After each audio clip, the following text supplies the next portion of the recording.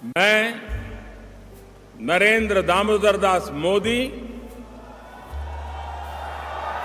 ईश्वर की शपथ लेता हूं कि जो विषय संघ के प्रधानमंत्री के रूप में मेरे विचार के लिए लाया जाएगा। करोड़ों चाहने वालों का मेला है, कौन कहता है मोदी अकेला है।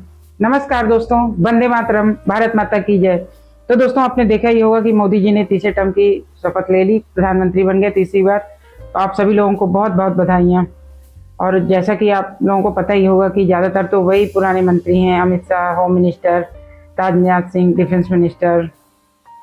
कुछ चेंज हुए हैं, कुछ एनडीए के दोस्तों को दिया गया है। पर जैसे विपक्ष और मीडिया बोले पड़ी थी कि नहीं नहीं बार्गेनिंग पावर बढ़ेगी और सारे मेन जो सीसीए हैं वो किसी और को दिए जाएंगे, एनडीए के घटक दलों को दिए जाएंगे। तो मोदी जी ने बता दिया कि भाई जैसे पहले गवर्नमेंट चलती थी वैसे ही चलेगी और ये मोदी स्टाइल में ही चलेगी। पर दोस्तों, आपने ये देखा होगा कि जिस टाइम पे मोदी जी शपथ ले रहे थे, आतंकवादियों ने कितनी कायराना हरकत की और जम्मू कश्मीर में श्रद्धालुओं से भरी बस कैसे ड्राइवर को गोली मार दी और कैसे उनको। तो दोस्तों, मोदी जी जिस टाइम पे शपथ ले रहे थे, आपने देखा ही होगा कि जम्मू कश्मीर में हमारे श्रद्धालुओं के ऊपर, जो श्रद्धालु गए थे दर्शन के लिए, और कैसे उनके ऊपर कायराना आतंकवादियों ने हमला किया है। और तो आपको पता पड़ रहा होगा इससे कि मोदी जी हमारे देश के लिए कितना जरूरी है। और ये मोदी जी को दिखाने के लिए नहीं, हम लोगों को भी दिखाने के लिए कि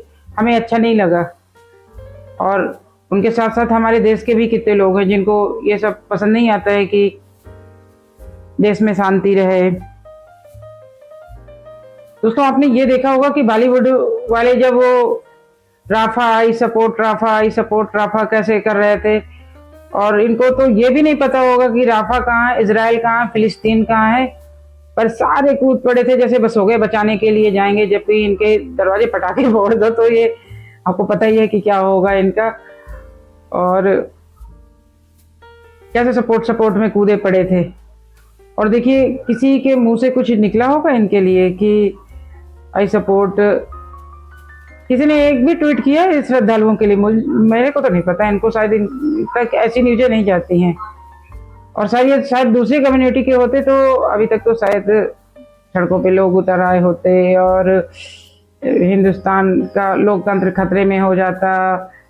तो आपको पता ही है फिर कितने ड्रामे ही होते हैं हमारा हिंदू। तो मैं आप लोगों से आज यही कहना चाहूंगी कि आप लोग अपने आप को ना जातियों में मत बांटिए। हिंदू को जितना कोशिश हो एक करने की कोशिश करिए। अगर कोई इधर उधर भी जा रहा है उसको समझाइए कि एकता में कितनी ताकत है।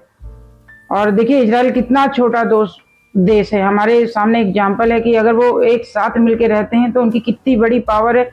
वो कितने दुश्मन कंट्री से घिरा हुआ देश है, फिर भी अपने आप को कैसे बचाए हुए है। वैसे ही हमें भी, हमारा कोई अभी देश नहीं है पूरे विश्व में हमारी कम्युनिटी का, और हम अपने आप में जहाँ रह रहे हैं वहां भी खुद को एक दूसरे से जाति के नाम पे नेता भड़काते हैं और हम अपने आप को अलग करने, हम एक हैं और हमें एक मिलके रहना चाहिए। दोस्तों, ऐसे किसी के बोलने से कि आप इस कास्ट के हो, इस कास्ट के हो, किसी और रिलीजन में देखा है आप कास्ट हमें लड़ाने की, हम इतने सॉफ्ट दिल के होते हैं तो लोग हमें लड़ाने के बारे में सोचते रहते हैं।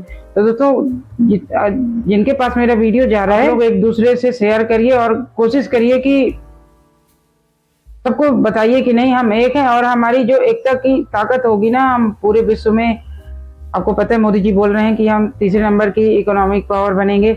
तो हमें अपना इकोनॉमिक पावर तो बनेंगे, पर हमें अपना कम्युनिटी का, अपने रिलीजियन का भी पावर दिखाना है कि हम एक हैं।